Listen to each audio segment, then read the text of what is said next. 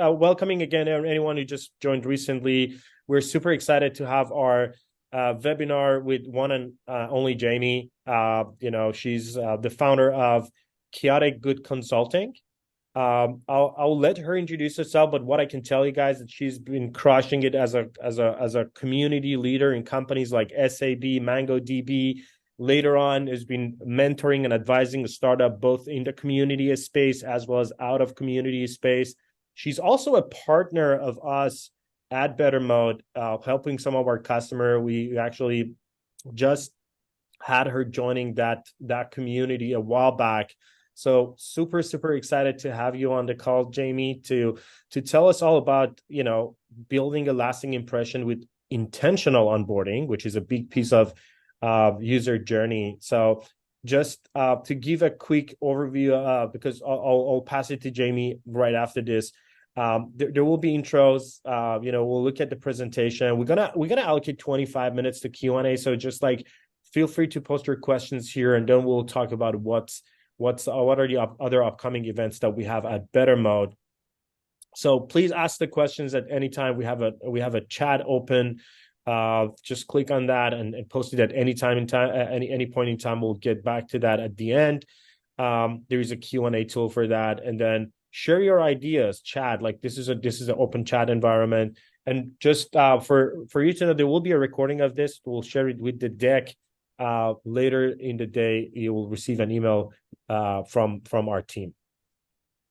So an exciting news is that if you share your learning on LinkedIn and tag Bettermode and Jamie, you will receive, there will be a giveaway. You will be part of a giveaway that there is a gift, but I'll let Jamie break the news to tell you what that prize is.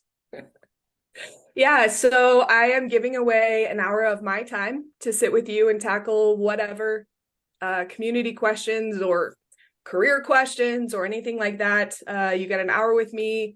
And then for everybody, I'm going to be including for the team to send out a framework, which we're going to be talking about here in a little bit. So everybody gets a takeaway, and then you have a chance to win an hour with me. Gosh, that sounds so like... you might win an hour of my time, but I love coaching and I love helping people achieve their goals. So however you want to use that time, it's yours to use. Amazing. It's so great to see that spirit of giving back and, like all the journey that you had, and now you want to give it back to other community managers. So thank you for that. This was so creative. I love to see that on the slides. All right. Just for those that are new to Bettermode, we're an all-in-one community engagement tool. This is where we provide businesses with the tool to gather and bring their members together for discussions, ideas, Q&As, anything. What really distinguishes Bettermode is the level of control and customization that you can do, while you can also publish the content, bring interactions around it, and then get back people to the community through our communication tool. That's what Bettermode does.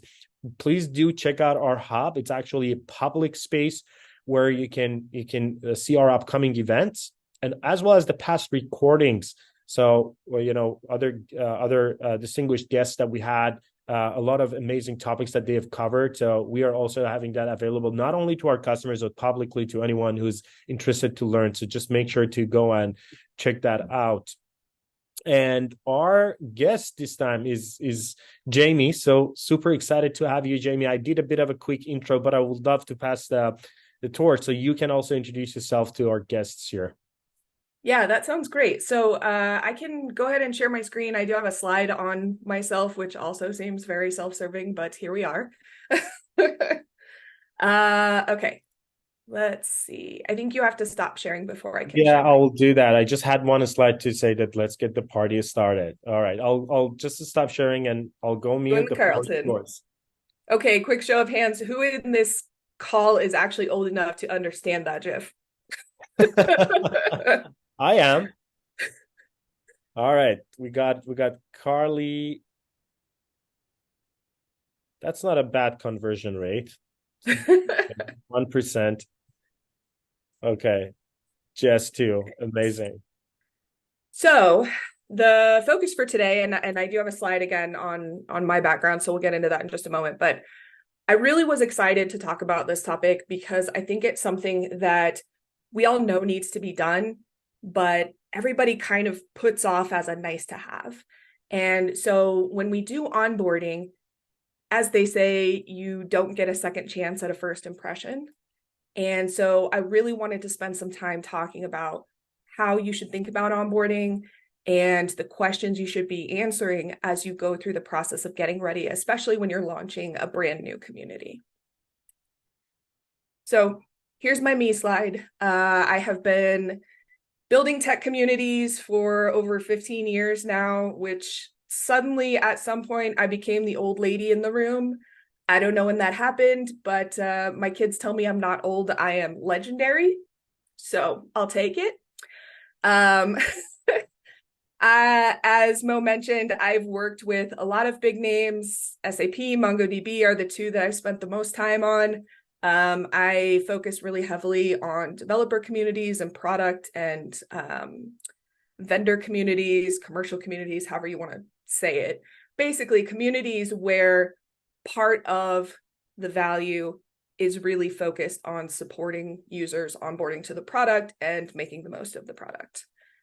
So with that in mind, let's take a short side trail here into something that I hope you all can't relate to, but I'm guessing you can. And that is when you are building your launch plan for your first community, there's a lot of focus on the low-hanging fruit. And raise your hand, I can't see chat, but raise your hand if you have ever seen a launch plan that includes these top 4 things, but the last one is a nice to have or something we'll think about in the long term. We'll work on it. It's not required for MVP. I love this guy. I found him when I was looking for somebody explaining something, and I was like, this guy is it. How many times have you heard, we're an agile team. We just need to get our MVP out the door. We'll put it in the next iteration. And then, if you're familiar with SpongeBob, 5 years later, you're still hearing this. We have to work on bug fixes. We need to tackle our technical debt. We'll fit it in the next sprint cycle. We just don't have the resources to build that out right now. And the problem with this is this whole time, those last 5 years, you have been either manually onboarding your members, or you've been doing it in a way that feels very cold, robotic, and really isn't achieving what you're trying to do with onboarding.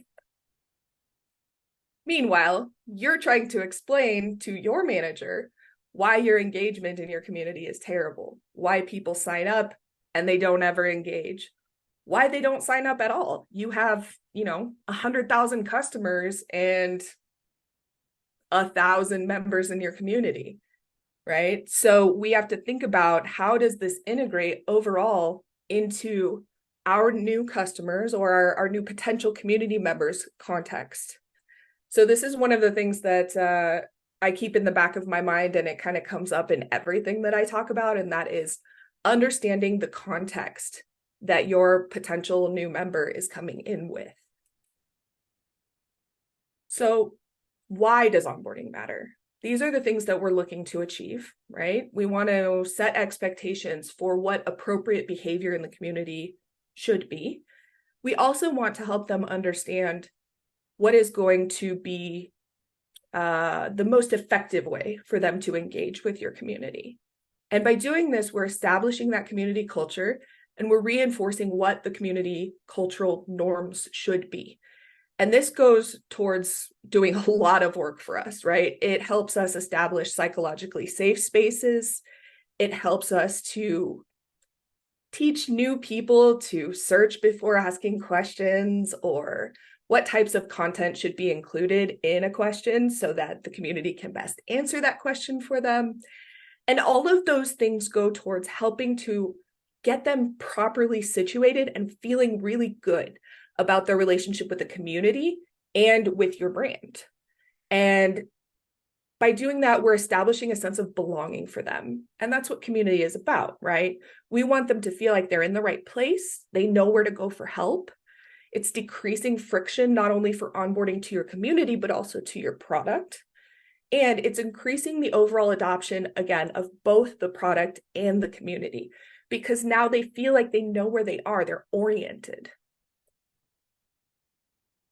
So as you're formulating your ideas around what your onboarding experience should look like, you should be thinking about a few key questions. One, what do your new members need to succeed? Why are they there? What are the goals that they're trying to achieve? And how are they going to get what they need from that community? And more specifically, how can you help them achieve those goals?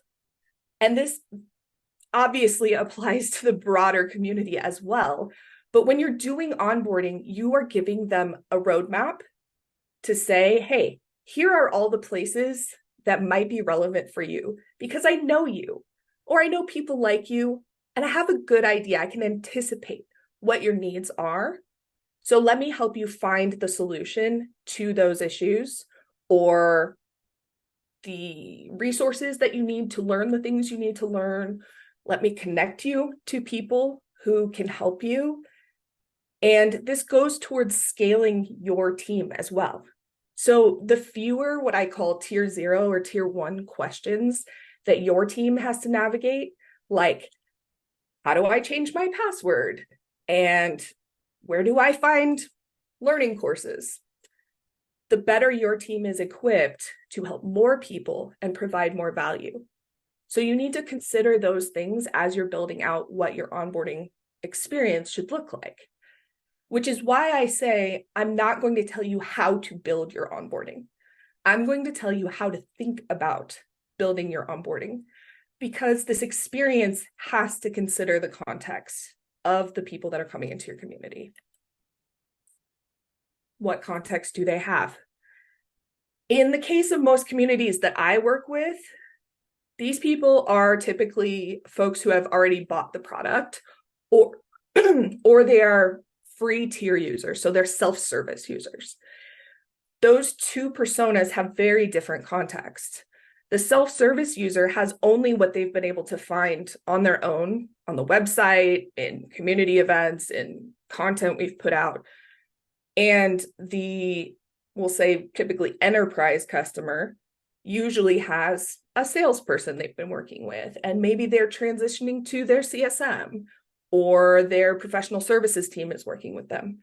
So understanding what the customer journey looks like in your company is very critical to understanding the context that those members are coming in with.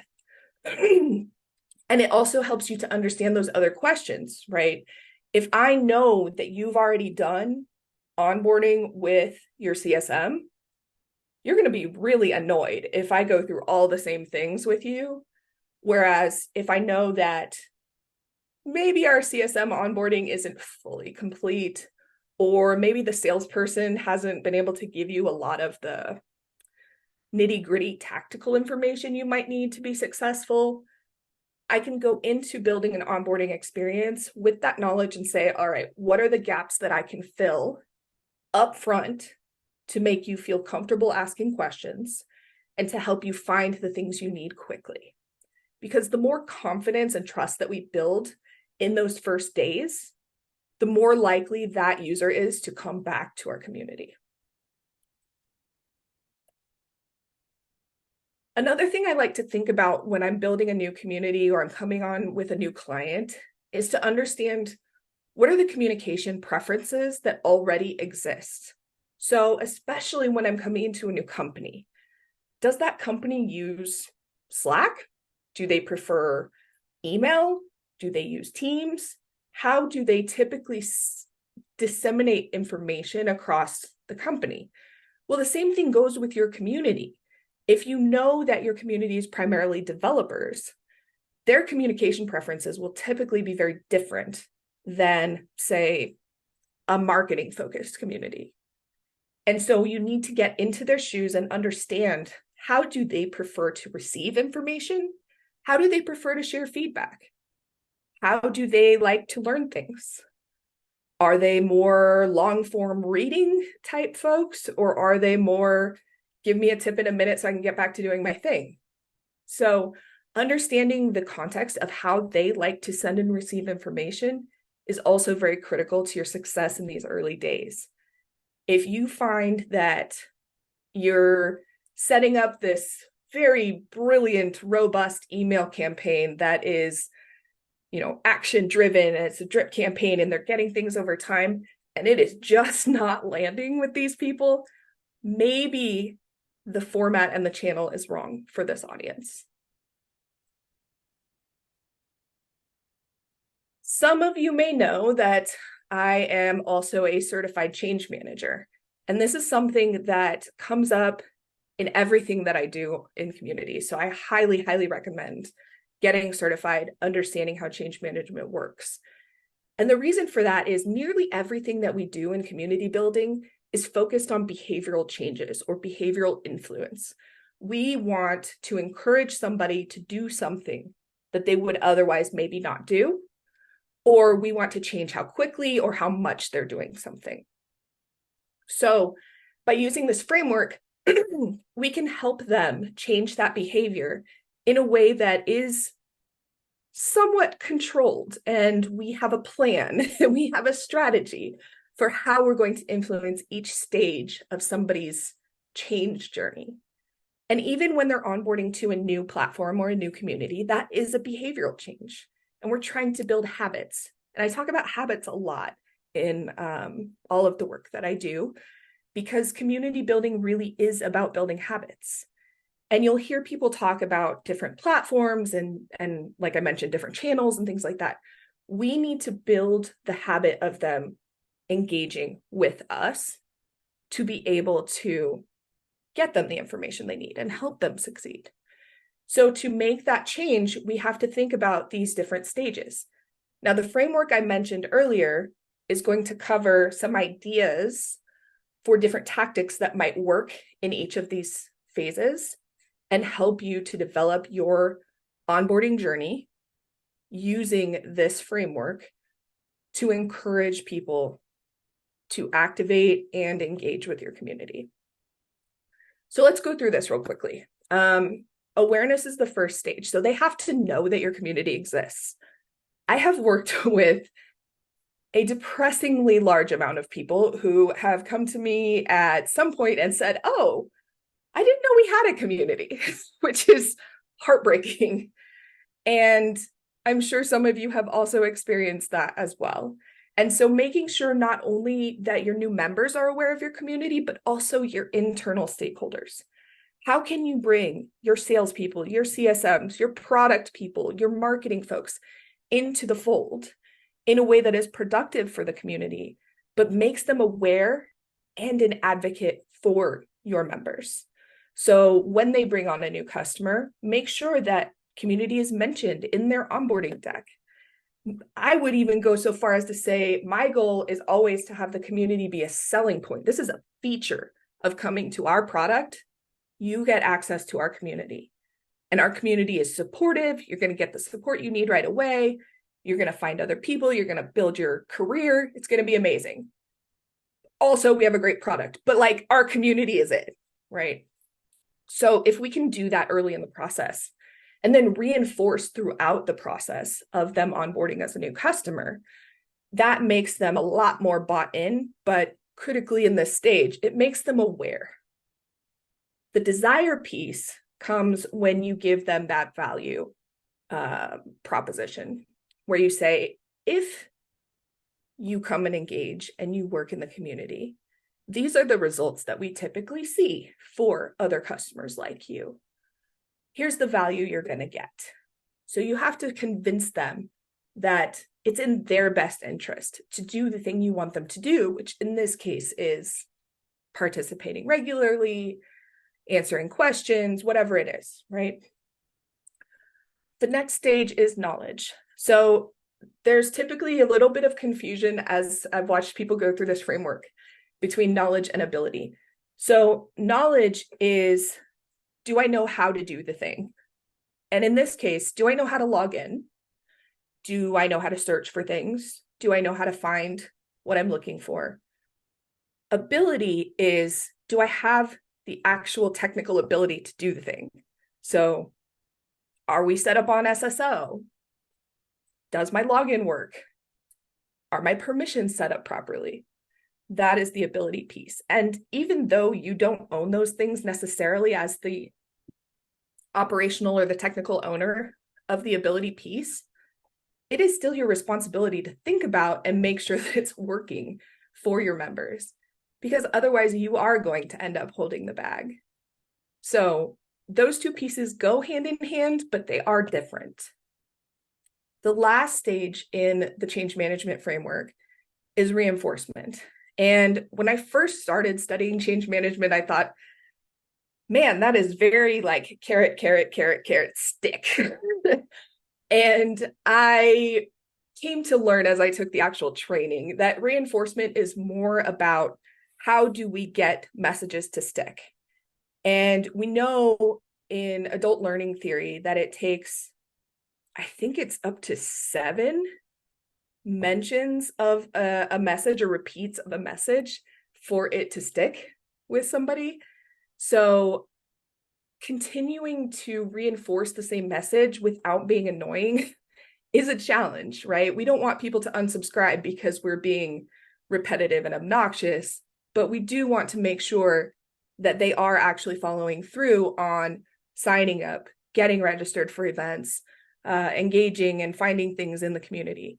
And so some ways that you can do that are not just spam them with emails over time, which is often what we see with salespeople who are cold calling.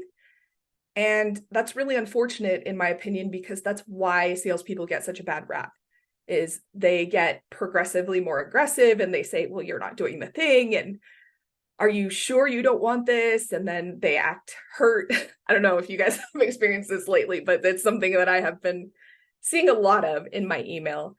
And what we need to think about is who are our different allies throughout the customer success journey, as well as the community member journey. So from a customer success side, every time that a new customer submits a ticket, the support team should tell them to go to the community or go search the community and find the answer for them. And over time, that builds that habit. And it says, really though, the community is the best place for you to find this. And eventually they get it. They may not get it at first, but setting up those mechanisms and building those allyships internally can really help you with the reinforcement piece. Okay, so this is the last part, and then I kind of blasted through this because we want to leave some time for questions. But again, I will be sending out also a framework that has examples for each of these stages so that you can understand, okay, yeah, these are already things I'm doing, but I didn't think about it in this context, or maybe you get some new ideas. But the point of all of this is when you are onboarding new members, it is not enough to set up a welcome bot and say, oh yeah, we send them a welcome email and it has a list of all the things they should do. That's our onboarding journey. It's not enough. And if you wait and you don't consider it part of your minimum requirements to launch, you're going to find yourself having to constantly dig yourself out of that hole ad infinitum. I mean, it's something that you may never catch up with. And I've seen it a lot in very big, very established communities where 10, 15 years down the road, they're still trying to figure out their onboarding journey. So my suggestion to you is, instead of allowing it to become something that's a nice to have, make sure it's a requirement for your launch. So, is it working? How do you know? There's a lot of different ways that you can think about measuring the success of your onboarding journey. I think the most maybe obvious or clearest pictures are going to come from, can you get data about how active an individual is after they onboard? And what does that look like in trends over time and on a large scale? And what I mean by that is you can look at things like, how often do they return after they log in for the first time? How long does it take them to engage the first time? Are they not coming back for 6 months. They log in, they go, this isn't that useful, and they go away. Do you need to add more touch points in there to bring them back? Do you need to add more reinforcement in other places like support?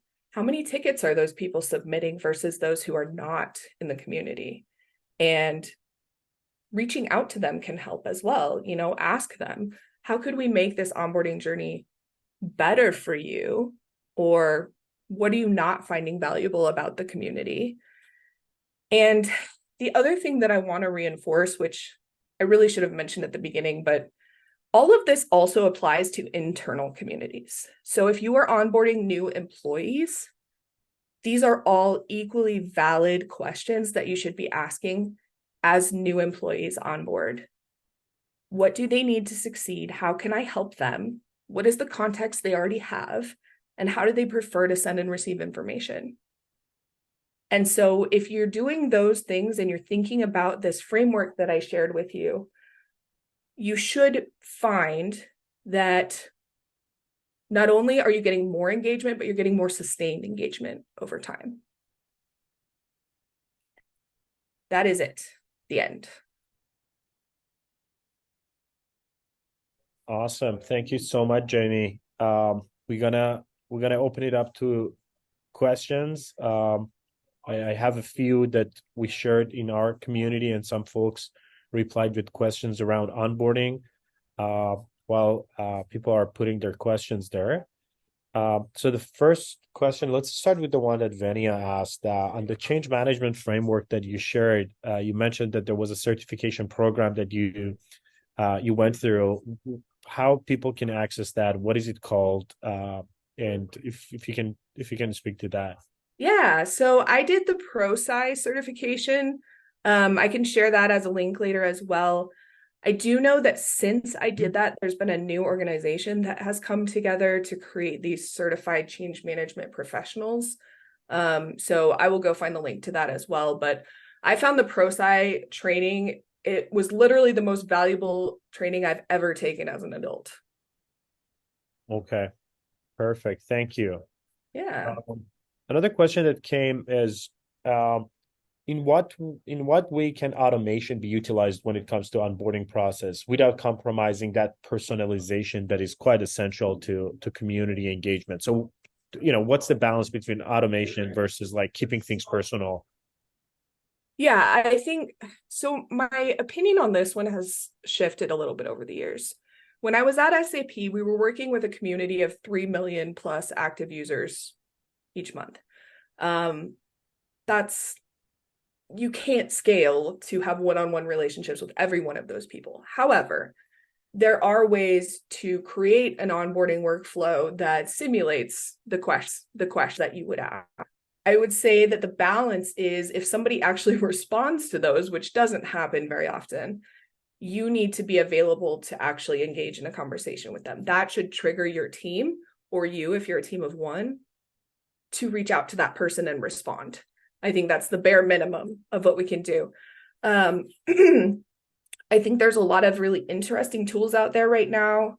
I would say that especially some of the Slack tools that I have seen are bordering on obnoxious instead of helpful.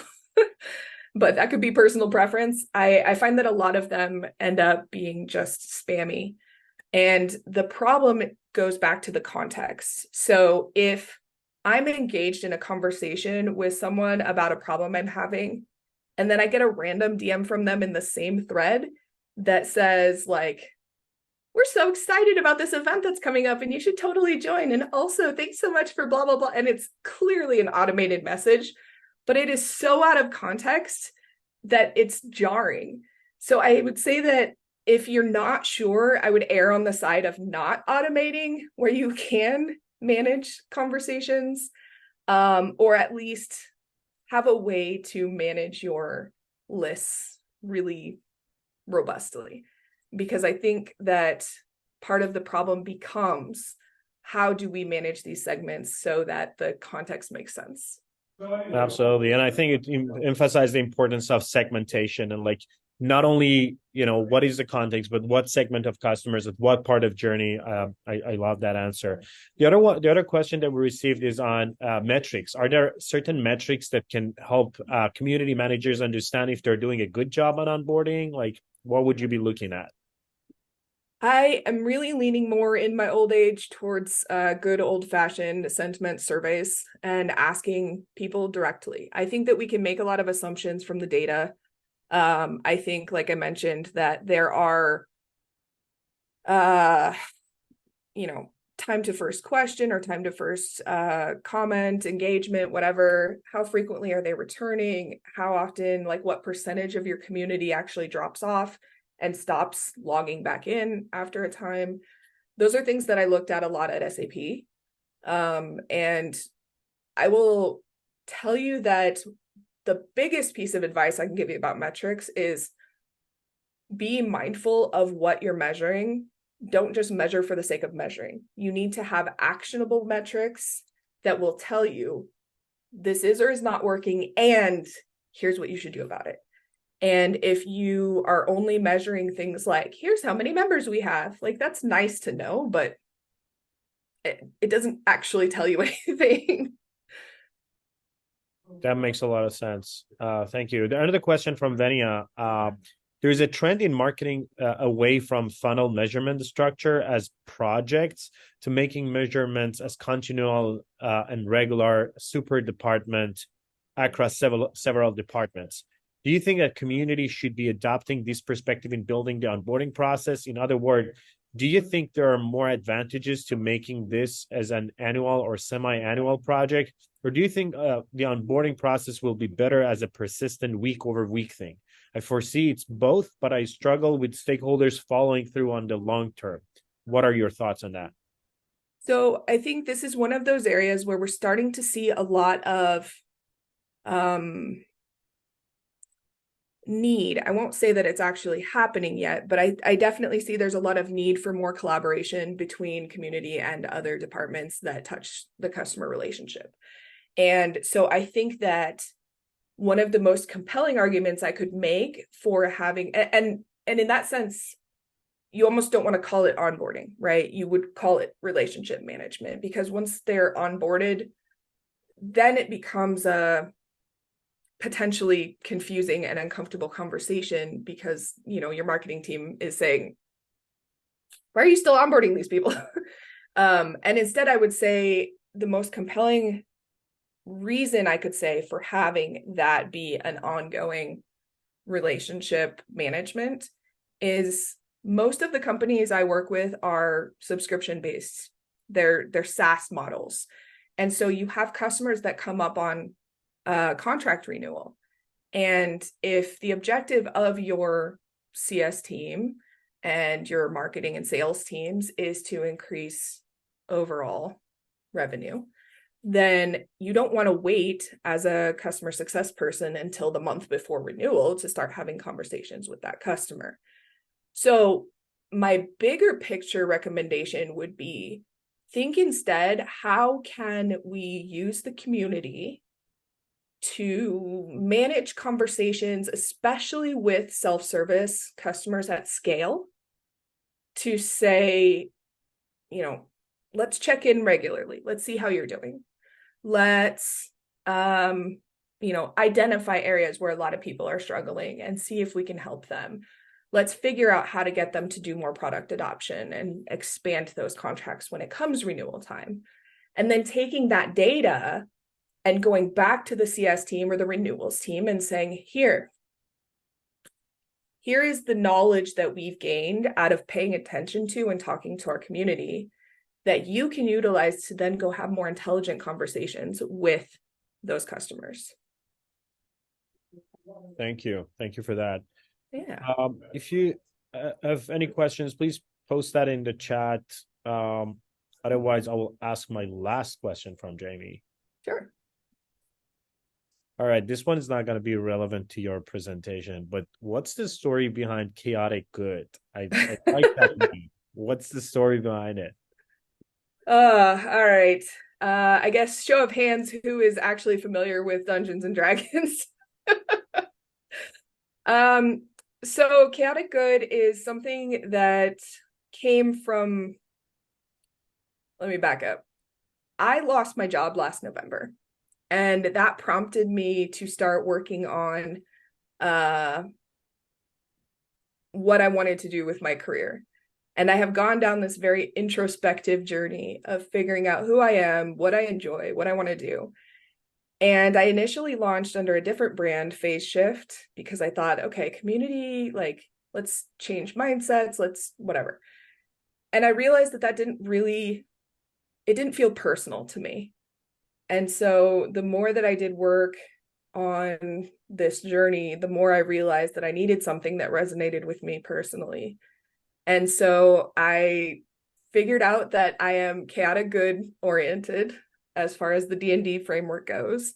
And what that means is I'm somebody who is willing to break rules to act towards the better of the greater good. And that's always been a point of tension with a lot of folks that are very rule and bureaucracy oriented. And it's something that I think is my strength. And so I decided to go with that for our brand. That's very cool. It was an answer to an inner call for adventure, and then you came up Yes. with that name. I love that. And I'm a Thank huge you. fantasy nerd. All right, thank you for that. We have one more question that came in from Jess. Are there any specific things you consider for interest-driven communities versus SaaS or customer product communities? That's a very broad question. Is it in terms of onboarding specifically or Onboarding. just in It general seems so. onboarding? Yes, correct. Um, I think that the questions remain the same. I think that ultimately you need to figure out why they're there and why they should be there and what special value you want to offer them by them participating in that community. And so that addresses the, what do they want and how can you help? Or what do they need and how can you help? And I think the other questions are equally relevant. What is their context? Are they beginners? Are they senior people? Are they, what's the word? Adjacent people to your community? Are they curious? What is their context and how do you communicate with them? And I think in that sense, the onboarding should be very similar. I would say the one caveat is if it's not something that is critical to their day-to-day job, like a product that they're using every day, that your communication cadence or format might be different. But you really need to gauge the preferences of the community, and the best way to do that is to ask. That makes sense. Thank you. And you received love from Vinia that she says, I really admire you for that, TBH. To be honest, I love that. I think that you and Patrick O'Keefe kind of share that, and I look up to you both for it. So some love from Mania, you're so the sweet. audience here. All right, perfect.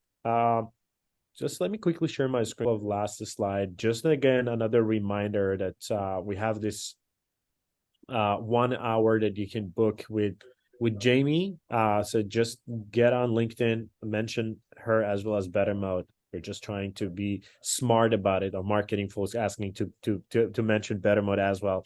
But anyway, spread the love. Learn. It's all about sharing our learnings. So share that on LinkedIn, and you might win that 1 hour with Jamie. Just another reminder that we have our next event with Brian, which is going to be about key performance indicators for brand communities. It's going to be on October 19th, the same time. So make sure to RSVP if you're interested to learn from Brian on a live session. All right. Thank you guys so much. It was lovely, having you all here. Jamie, thank you so much. This was amazing. I learned a lot. And hopefully we'll have that shared with the rest of the community and those who didn't join us. Thank you. And I just want to say, Mo mentioned earlier in the call that I am a partner with Bettermode. And I want to share that the reason I decided to partner with Bettermode is because when I saw the current state of the product, I was so blown away by how different and forward looking it is and how accessible it is for people who don't have deep development resources and they don't have their own team to build up something super unique and customized for them. So definitely check it out if you haven't yet, and ask Mo and the team for a demo if that's something you're interested in. But really just want to give my endorsement and thank you to the team for your support as well. Thank you. Really appreciate that, Jamie. Of course, we're always love to show the product. We also have some really interesting plan for the Q4 as well as 2024. We actually had an offsite with our team, so super excited to share those updates with our community. Again, thank everyone for joining, and Jamie, really appreciate your time. Thank you. Have a Thanks, wonderful everybody. day. Take care. Bye.